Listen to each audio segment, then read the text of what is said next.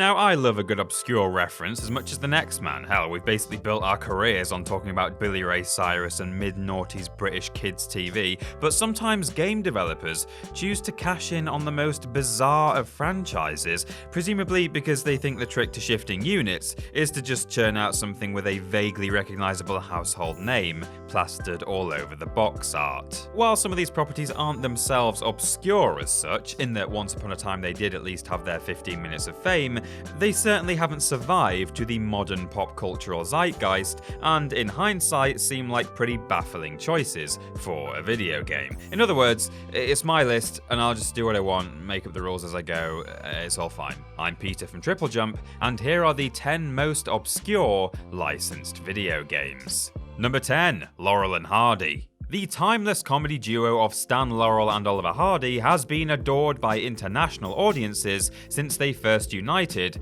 in 1921's The Lucky Dog, and even 98 years later they still have a dedicated fan base. I'm not amongst it, but it's out there. After Stan Laurel's death in 1965, Hanna-Barbera, or Hanna-Barbera to her friends, dedicated an animated short to the duo in the form of a Scooby-Doo crossover.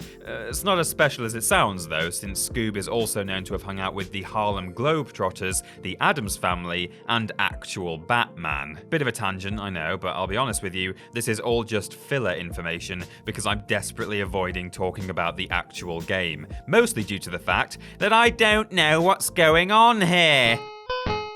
What is that music and what have they done to their faces? The game is a side-scrolling pie-in-the-face em-up, and I only say that with any confidence because I discovered it at least had an Italian Wikipedia page, and Google Translate assures me that players have to pick up confectionery and throw it at each other. The only other feature aside from the gameplay itself is an endless loop of Laurel and Hardy's theme, Dance of the Cuckoos, being played on a tinny 8-bit piano by a weird man who occasionally just stares at you. I don't know what I'm meant to be doing. Stop looking at me. Where are the goddamn pies? Number 9, The Three Stooges. Starring the second old Hollywood comedy team on this list, unfortunately nobody's made a Marx Brothers RPG yet, the Three Stooges video game was released by Cinemaware for the Commodore Amiga in 1987, before being ported to the Commodore 64, NES, and Game Boy Advance, among others. Following Larry, Curly, and Moe in their attempts to save their precious orphanage, the world was designed to mimic a board game, with a randomized selection screen linking between challenges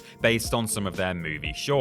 After 30 mini-games, the money you've earned is totaled up, resulting in one of 4 possible fates for the orphanage, including renovations or bank foreclosure. Designer John Cutter considered the game to be, and I quote, a slam dunk, despite its mixed reception. Still, it can't be as bad as the 2012 movie, now can it? Number 8, William Shatner's Tech War.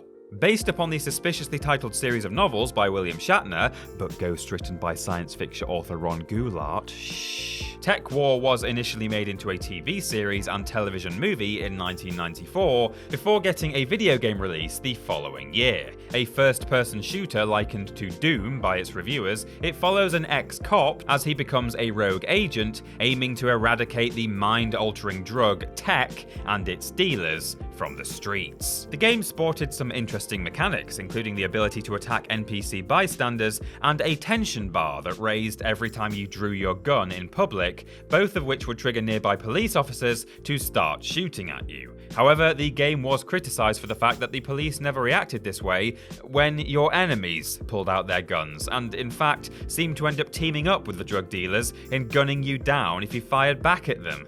But then what do you expect in a dirty city like this, and one created by William Shatner at that? Number 7, Spitting Image. Forget fatalities in Mortal Kombat or combos in Smash Bros. The real satisfying attack is headbutting Margaret Thatcher with Ronald Reagan dressed as a clown. This is for Newcastle's mining industry! Spitting Image is difficult to explain for anyone who's never seen it before. Described on its Wikipedia page as a British satirical television puppet show, it featured a whole host of frankly creepy rubber caricatures and ran for nearly a decade, regularly lampooning celebrities and world leaders Leaders, and once making it to the #1 spot in the UK singles charts with the Chicken song. Like I said, difficult to explain. Anyway, back to the game. Depicting a variety of locations matching each of the playable world leaders, the graphics somewhat take on the classic spitting image design, looking like a political cartoon brought to life. With a roster as yet unmatched by Smash, Tekken, and Mortal Kombat, the spitting image game allowed you to battle heads of state circa 1989, including Margaret Thatcher, Ronald Reagan, Mikhail Gorbachev of the USSR, this game is that old,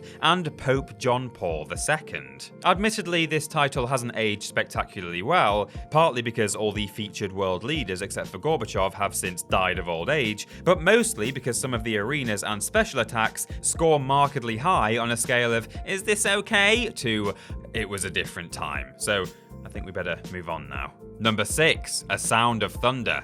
While its title may be reminiscent of some sort of Vietnam War novel featuring helicopters in jungles, A Sound of Thunder is actually a sci-fi short story centering around a rather familiar sci-fi trope. Essentially, a group of scientists travel back in time to the Jurassic era, but during this short trip, accidentally kill a butterfly, or whatever the prehistoric equivalent of that is. A pterodactyl, maybe. Upon returning to the present, they are horrified to discover that this tiny act has caused their timeline to shift into a horrific alt-right political landscape, and literally all of us are just thinking about Homer Simpson's toaster right now. The original story only takes 13 pages to fully tell, but Game Boy Advance developers, Merbius Entertainment with an umlaut, managed to extrapolate that into a full video game for the handheld in 2004. The gameplay itself is an overhead shooter with some melee combat, puzzle solving, and car driving segments thrown in for flavour, and can be played in single player or co-op mode. With cutscenes played out through ultra zoomed in comic book panels, the game's plot is less a direct book adaptation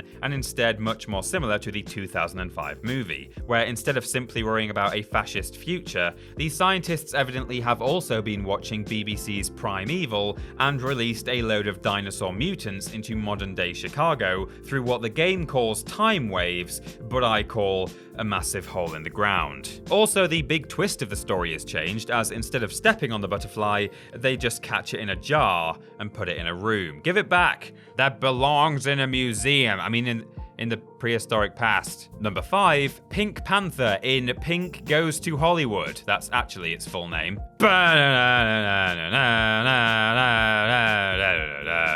The eponymous Pink Panther is the most famous and recognizable character in the Pink Panther movie franchise, despite the fact that he's only ever appeared in the animated opening credits to the films, as the anthropomorphic personification of the priceless pink diamond. That line took me many takes. Somehow, Pink himself has appeared in his own animated TV series, on countless bits of merchandise, and is now pretty synonymous with pink wafer biscuits. Hashtag not an ad, but please send pink wafer biscuits to us. They're very dry. Some people don't like them, but I do.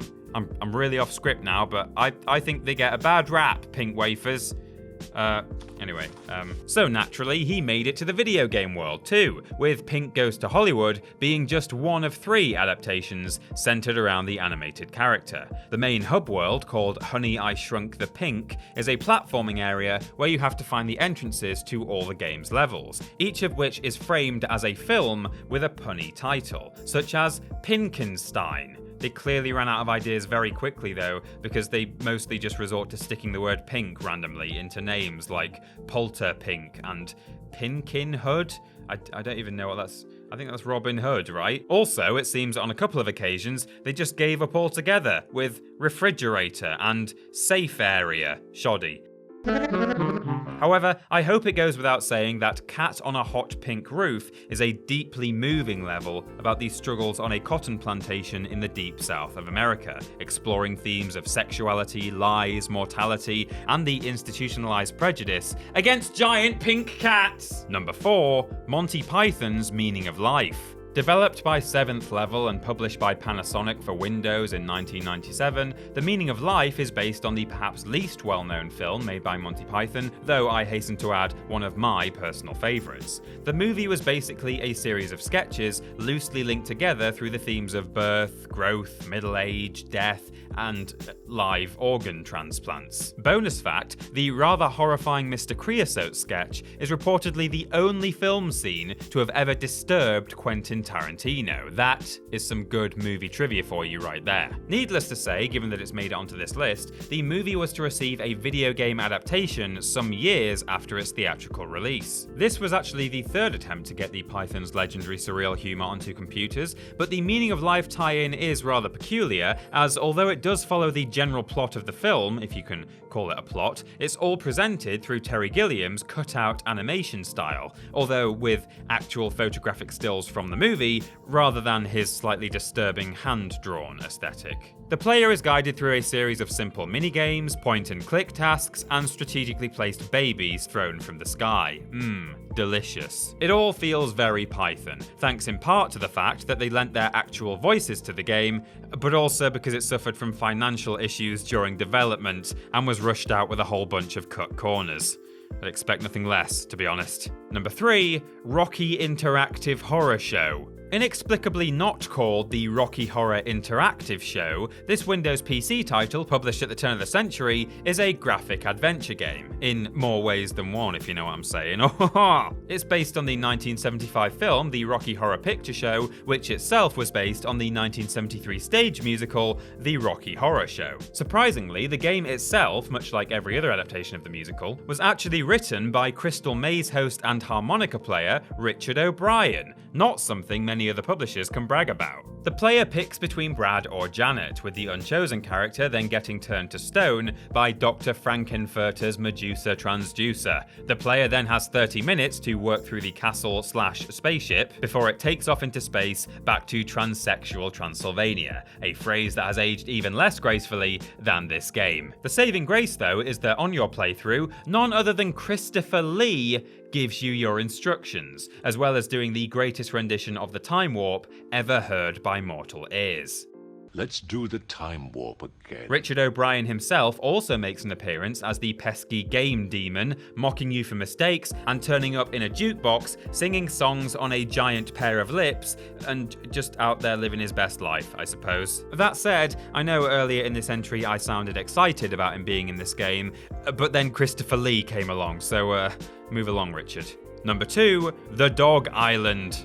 The Dog and Friends is a rather bizarre franchise, being mainly focused on the concept of dogs viewed through a fisheye lens, which kind of makes them look like those strange Beanie Boo animals, of which our Billy is one. So a sort of loose connection there that I really had to work for. The Dog and Friends, or sometimes simply called The Dog, if you want to get serious about this, then blossomed into a massive franchise of toys, magazines, Happy Meal goodies, and Monopoly, and even branched out to different animals, such as cats, ducks, rabbits, and birds. No walruses, though. Quite impressive, all this tat, although given that there's even a Monopoly board for Swindon at this point, it took a video game tie-in to really separate The Dog from the Anglo-Saxon town in Wiltshire. The Dog Island is a rather simple game. Your pup-tagonist travels around the eponymous Dog Island completing tasks in typical errand-running sim style, training to become a sniff master and ultimately curing their terminally ill little brother. Oh god. Quite fitting, really, that the Dog and Friends website now seemingly only sells mugs, and so presumably the craze is dying off in much the same way as this helpless little pooch. Haha. Actually, that's kind of dark. Maybe we should cut that out. And number 1, codename S.T.E.A.M. Released on the 3DS in 2015, this game can be summed up by its Japanese subtitle, Lincoln vs. Aliens. But Peter, you say, Abraham Lincoln isn't obscure or a licensed property. Well, how about Henry Fleming from Red Badge of Courage, American folklore icon Paul Bunyan, Queen Victoria, Princess Tiger Lily from Peter Pan, Mark Twain's Tom Sawyer, H.P. Lovecraft's self-depiction character Randolph Carter, Queequeg from Moby Dick, and Dorothy Gale, the Scarecrow, the Tin Man, and the Cowardly Lion from The Wizard of Oz. all of whom are in this game. Is that enough for you? What else do you want from me? A turn-based strategy game framed like a first-person shooter, the game was originally pitched as a steampunk civil war, and follows this colourful cast of public domain characters and historical figures, forming the strike team eliminating the alien menace, aka S.T.E.A.M, trying to prevent a full-on invasion by aliens searching for the Necronomicon. The game actually received favourable reviews, with a very nice score of 69 from Metacritic, blaze it everyone, and was praised for its absurd humour, art design, and its easy-to-understand breakdown of strategy game elements. Oh, and Abraham Lincoln has a giant mech called the Anthropomorphic Battle Engine, or ABE. You're welcome. And that's our list, but what did we leave out? Let us know in the comments below. You can follow myself and TripleJump on Twitter here, and if you want to support the things you enjoy, then check out the rewards on our Patreon. Finally, don't forget to like the video, share it with your friends, and subscribe to the channel. I've been Peter from TripleJump, and thanks for watching.